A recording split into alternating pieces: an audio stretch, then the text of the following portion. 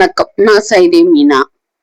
இன்னைக்கு என்ன பார்க்க போறோம்னு பாத்தீங்கன்னா, ஒரு எம்ஜிஆர் பாட்டு தான். இது 1968ல வெளிவந்த குடியிருந்த கோவில் அப்படிங்கிற படத்துல வர்ற பாட்டு. இதுல எம்ஜிஆர் டபுள் ஆக்ட் பண்ணியிருப்பாரு. ஒருத்தர் தாதாவா வருவாரு. ஜோடியா ஜெயலலிதா அம்மாவும் ராஜஸ்ரீயும் நடிச்சிருப்பாங்க. போலீஸ் ஆபீசரா இவர் மேஜர் சுந்தரராஜனும் வில்லனா நம்பியாரும் நடிச்சிருப்பாங்க. இதுல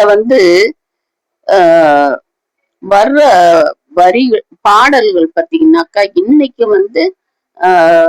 ஆட தோணக்கூடிய அளவுக்கு அந்த இசை இன்னமும் இருந்துட்டு தான் இருக்கு. நிறைய கேட்டுக்கிட்டு தான் இருக்கிறாங்க. ஏன்னு கேட்டீங்கன்னா, தொள்ளுவதோ இளமை, இந்த பாட்டுக்கெல்லாம் சொல்லியா தெரியணும். துள்ளுவதோ இளமை, ஆடலுடன் பாடலை கேட்டு ரசிப்பதிலே தான் அந்த பாட்டு. அப்புறம் நீயேதான் எனக்கு மனையாட்டி, அது அந்த பாட்டு. அப்புறம் உன் விழியும் என் வாழும் சந்தித்தால்,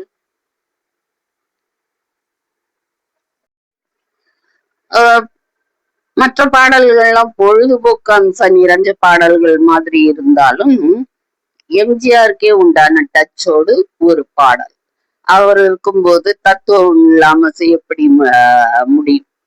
அது ஒரு சிறைச்சாலை ஒரு சிறை அறைதான். அதுலதான் இருப்பாரு எம்ஜிஆர். அவரை பாக்குறதுக்கு போலீஸ் உயர் அதிகாரி வருவாரு. அவரோட இன்னொரு எம்ஜிஆரும் வருவார்.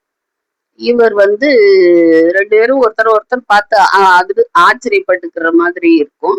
அப்புறம் ஒரு டாக்டரும் நர்ஸும் வந்திருப்பாங்க இவரை செக்அப் பண்றதுக்கு. அப்போ இந்த பாட்டு, இது என்னத்த கொண்டு வந்தோம், எதை கொண்டு வந்தோம் இழப்பதற்கு அப்படின்னு படிக்கிறோம் இல்லையா? அதத்தான் இந்த பாட்டு முழுமையா சொல்லும். இது இன்னொரு விசேஷம் என்னன்னா, இந்த பாட்டு யார் யார் யாருன்னே முடியும். இந்த பாட்டு நிறைய பாட்டு இந்த மாதிரி தேன், அப்புறம் காய், அந்த மாதிரி பாட்டு கேட்டுக்கோங்க. காய் காய்னு வரும், தேன் தேன் வரும். அந்த மாதிரி இது யார் யார் யாரு அப்படின்னு நல்ல பொதிஞ்ச பாடல். இது அருமையான பாட்டு.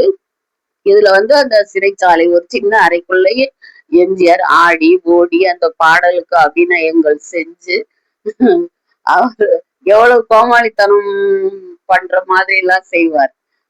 நம்மள கோமாளியாக்குவார் அவரு. அந்த மாதிரி எல்லாம் செஞ்சு அந்த நர்ஸ தூக்கி ஒரு சுத்துவாரு. ஒரு கட்டத்துல பாடல் வரிகளுக்கு ஏற்ப டாக்டரையே கட்டில போட்டு அந்த பாட்டு வரிய பாடுவார். இந்த இருக்கு பாருங்க அந்த பாட்டு.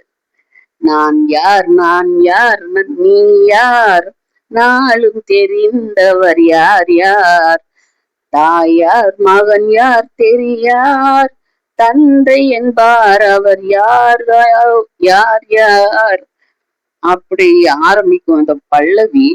அதுக்கப்புறம் பாத்தீங்கன்னா ஒரு உன்னை அறிந்தால் நீ உன்னை அறிந்தால் அப்படின்னு எம்ஜிஆர் பாட்டு கேட்டிருக்கோம். அந்த அர்த்தம் துணிக்கிற மாதிரியான ஒரு வரி வரும் இதுல. உறவார் பகையார் உண்மையை உணரார் உனக்கே நீ யாரோ. உறவும் இல்ல, பகையும் இல்ல.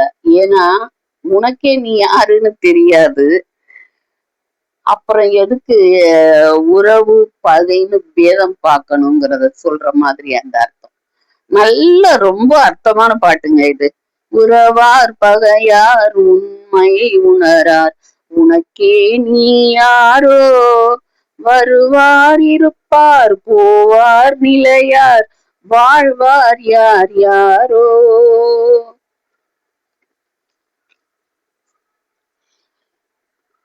அப்புறம்தான் சாப்பாட்டுக்கு பசிக்கிற மாதிரி தட்டை எடுத்து ஆக்ஷன் செய்வாரு. அப்போ இந்த வரிகள் வரும்.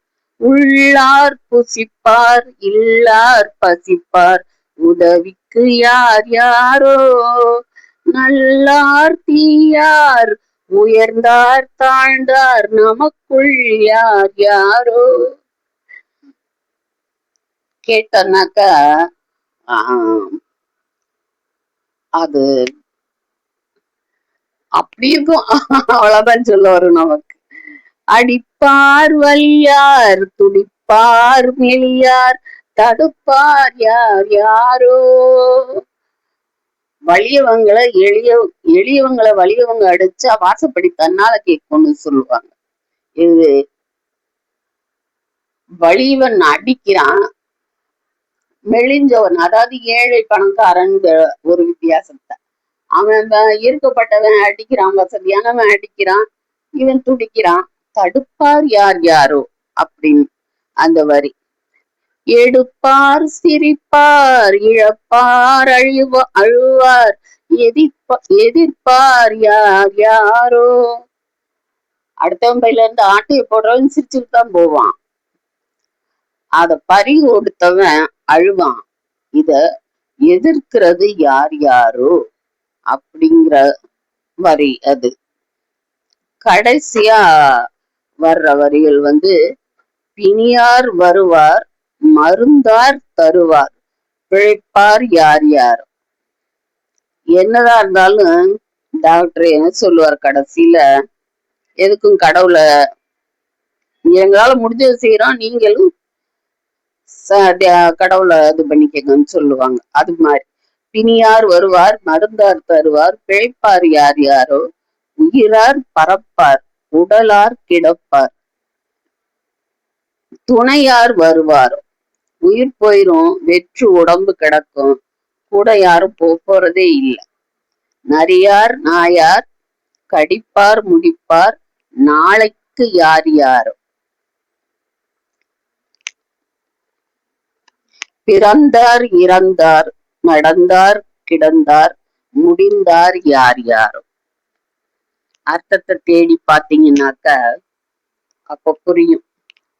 இந்த அருமையான பாட்டுக்கு எம்.எஸ். விஸ்வநாதன் இசையமைச்சிருப்பாரு, டி.எம்.எஸ். பாடியிருப்பாரு. எம்ஜிஆர் அவரோட ஸ்டைல்ல இந்த பாட்டை நம்மளை கண் கொட்டாம பார்க்க வச்சிருப்பாரு. அருமையான பாட்டு, கண்டிப்பா பாருங்க, பார்த்துட்டு கமெண்ட் பண்ணுங்க.